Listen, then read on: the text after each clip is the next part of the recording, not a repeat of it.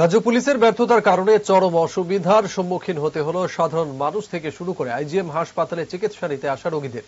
BMS অনুমোদিত রিক্সা শ্রমিকদের কিছু দাবি আদায়ের লক্ষ্যে জেলা শাসক অফিসে ডেপুটেশনকে কেন্দ্র করে আইজিএম হাসপাতালের সামনে কিছু কিছু রিক্সা চালকদের উচ্ছৃঙ্খলা তাণ্ডবে নাজেহাল সাধারণ মানুষ।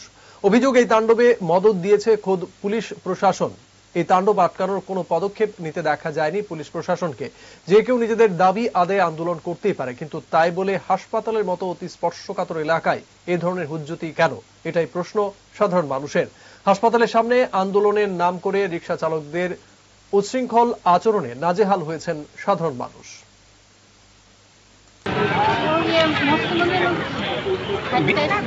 এখানে জানে কাল লাগে আইছে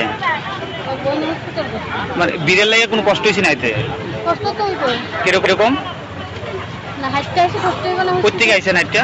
মরসুম লাগছে এই বিড়ের লাগে হ্যাঁ। পুরাটা কি জাম হয়ে রয়েছে? হ্যাঁ জানো।